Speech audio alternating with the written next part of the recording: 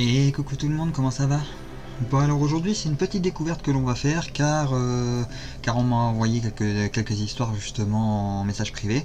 Et d'ailleurs je remercie Sauron pour ce lien vers justement un site qui parle d'histoire dans les Cévennes.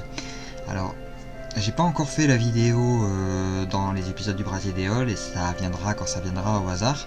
Mais on connaît les Cévennes pour pas mal d'histoires, notamment une histoire que j'ai traitée justement. Alors j'ai vu en diagonale vite fait les histoires. Pour une histoire que j'ai traitée justement dans celle de l'héros, celle de du coup dans les Cévennes c'est la légende de l'ermite de Saint-Guiral, mais dans celle de l'héros c'était celle du Pic Saint-Loup, parce que c'est l'histoire de trois ermites qui sont partis chacun sur une montagne, et donc forcément les montagnes sont assez éloignées les unes des autres. Sinon du coup voilà, je vous propose qu'on découvre deux histoires. Donc la première et la dernière, de peu que j'ai vu, ça a l'air vraiment sympathique, et je te remercie encore Sauron pour m'avoir fait passer ce lien qui est vraiment intéressant, et je pense que je reviendrai dessus. Alors petite anecdote assez amusante, il faut savoir qu'une bonne partie des histoires que je trouve pour une vidéo doivent faire la taille là, à peu de choses près. Donc je vous dis pas, comme je suis obligé d'enjoliver les histoires à chaque fois, de les réécrire légèrement pour qu'elles tiennent sur 2 minutes. Donc, mais voilà, ça reste quand même, je reste quand même dans le ton, j'essaie de garder le fond intact, comme j'ai dit, je me permets, comme dit le message en début de vidéo, je me permets d'enjoliver les histoires, mais je garde le fond de l'histoire intact. Voilà, c'est vraiment de l'enrobage que je fais. Allez, bon, je vous propose qu'on attaque directement la lecture. Alors, la légende de la vieille morte. Ça commence bien. La légende de la vieille morte est sans aucun doute une des plus célèbres et des plus cruelles légendes des Cévennes. Ça commence vraiment très bien. En des temps très reculés, une fée avait élu domicile au sommet du mont Mars. Cette fée avait parfois de violentes sautes d'humeur, ce qui lui avait valu le qualificatif de méchantasse. Ah, j'aime bien. Je le garde. Je sais pas quand est-ce que je le sortirai, mais je le garde celui-là. Ça peut être marrant. Ouais, je vais pas me faire des amis, moi. Du coup, on raconte que malgré son âge avancé, une femme veuve des environs de Saint-Germain de Calbert avait commis une faute et mis au monde un enfant. Pour la punir, la fée locale la condamna à arracher de ses mains une énorme pierre des flancs du mont de Lopi. Grosse pierre plate. Ok, alors, petit arrêt, mont de Lopi.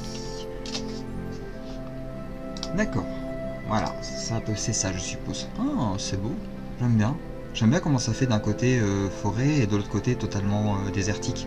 Ça donne un style, on dirait que c'est deux mondes différents, c'est une frontière entre deux mondes différents. Mais bref, je m'égare. Allez, on retourne sur la légende. Du coup, on était là. Et aéré sans trêve jusqu'à sa fin, avec son enfant, son fardeau, son chien et son âne. Lourdement chargée, la vieille part. Mais l'enfant, trop frêle encore pour supporter les fatigues d'un tel voyage, meurt bientôt au col dénommé Plan de Fontmort.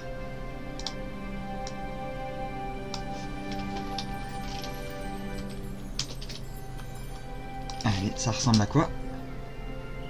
On n'a pas d'image. Non. Si, ça doit être ça, je suppose. Bon. Là, écoutez, on voit à peu près à quoi ça ressemble. C'est ça que j'aime bien avec ces histoires, c'est qu'elles, comme j'aime bien dans mes vidéos, c'est qu'elles soient ancrées dans la réalité en fait. Donc il y a toujours les lieux qui sont décrits et on a l'impression que ces histoires sont vraies, qu'elles sont vraiment arrivées. Et peut-être vraies, hein, peut-être comme j'ai fait dans la vidéo d'hier, hein, pour moi il y a un fond de vérité dans chaque histoire et ça a été enjolivé. Mais bref, excusez-moi, on va la finir cette histoire. Alors, des fonds morts. Le chien tomba dans une fosse... Ouais, le chien tomba dans une fosse dite Croc d'Alchi, enfin, je n'avais pas de chance ça pour moi. La pluie tombant comme elle s'est tombée en Cévennes, la vieille s'abrita à Escotas Seplou, excusez-moi pour la prononciation, écoute s'il pleut.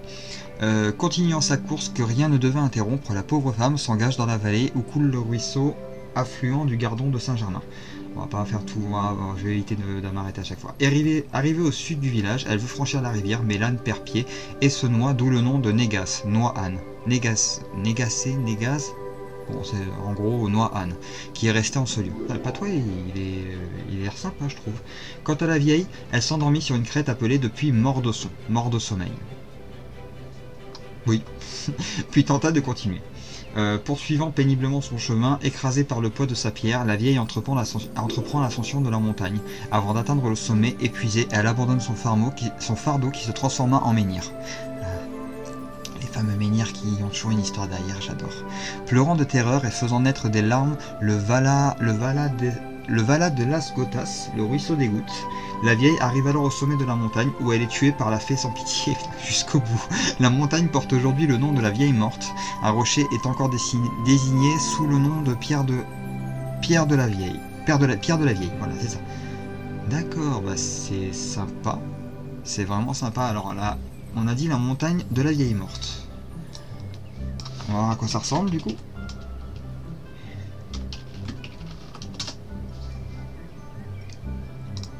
C'est magnifique. J'adore. Je sais pas si c'est ça, mais j'adore en tout cas. Ouais, c'est ça, hein. Ça a l'air d'être ça. C'est magnifique. Moi j'adore ce genre de paysage. Je suis déjà allé à 2-3 endroits que je décris dans les légendes. Pas pris de photos malheureusement, désolé. Il faudrait que j'y pense la prochaine fois. Mais c'est toujours des endroits magnifiques. Donc franchement, c'est ça qui... Avec le petit château en plein milieu là. J'avoue, c'est... J'adore. Moi j'adore ces endroits comme ça. Bon, je vous propose qu'on passe à la deuxième histoire parce que sinon cette vidéo va durer trop longtemps et je commence déjà à digresser. Alors maintenant on va faire la grotte des fées. Histoire de rester dans le thème. Au temps reculé où la superstition accordait aux revenants une place de tout premier ordre, diverses présences mystérieuses se manifestèrent sur le plateau de Thorac. Des paysans prétendirent avoir distingué tout près de l'ouverture de la grotte des vagues fantômes vêtus de blanc.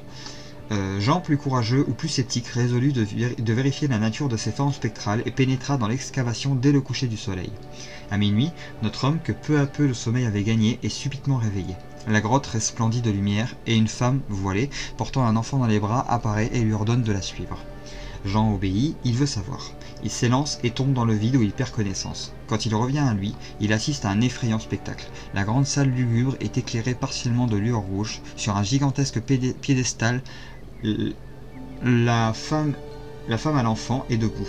Autour d'elle, d'autres femmes demi-nues dansent une ronde infernale, tandis que dans les ténèbres, des démons font entendre d'affreux ricanements, auxquels des hurlements sinistres sortant des gouffres répondent sourdement. Une peur affreuse l'étreint et il s'évanouit à nouveau.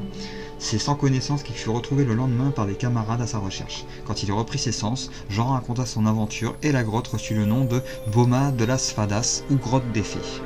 Ah. Je propose qu'on voie à quoi elle ressemble la grotte des fées. Alors la Boma de las Fadas. Ça a l'air d'être ça. Ça a l'air d'être c'est ça. Voilà, c'est l'endroit en question. Ben voilà. Deux histoires plutôt sympathiques, bon, tragiques. C'est souvent le cas dans ce genre d'histoires et c'est rarement... Très peu, on va dire 75% des histoires sont souvent des histoires à fond tragique. Notamment celle-là, la légende de la vieille morte, la pauvre, elle a pas eu de chance d'un bout à l'autre, quoi. Elle est accablée, la fée, elle voulait pas la lâcher. Hein. C'est tenace une fée, hein. C'est vénère, hein. Quand ça tient, ça lâche pas. Hein. Et ça encaisse tout, hein. Vous pouvez y aller. Hein. Voilà. Ah, j'ai... Crodelchi. Bon bref. Du coup voilà, ben j'espère que ces histoires vous ont plu. Ça a été un petit vidéo rapide, comme ça. Fait un peu à la bonne franquette, j'ai envie de dire. Et ben là, je suis en train de travailler sur la vidéo du prochain département. Je m'excuse, elle va prendre un petit peu de temps parce que les légendes sont assez dures à trouver sur celui-là. J'en ai déjà 3 sur 5. Donc plus que 2 et c'est bon. Par contre, le problème c'est que si je ne retrouve pas 5, bah, je serai obligé d'abandonner et passer sur un autre département. Donc je fais au mieux et je sors les vidéos dès que possible. De toute façon, comme d'hab, hein, je les sors quand je peux. Voilà. Bon, j'espère que cette vidéo vous a plu en attendant. Ces 2 petites légendes, il y en a d'autres. Hein. Il y en a d'autres, je ne vais pas toutes les faire malheureusement parce que sinon ça va durer longtemps. Mais franchement, le peu de légendes qu'il y a là, ça a l'air vraiment très intéressant. Et quand je serai sur les Cévennes, je pense que je vais vraiment apprécier faire les légendes de ce coup-là. De toute façon, j'apprécie tous les départements que je fais parce que chaque légende est intéressante à découvrir, je trouve. Bon, allez, sur ce, du coup, bah, je vous retrouve demain pour faire une nouvelle fable de La Fontaine. Et je vous dis, bah, du coup, passez une bonne journée. Allez, portez-vous bien et à très vite.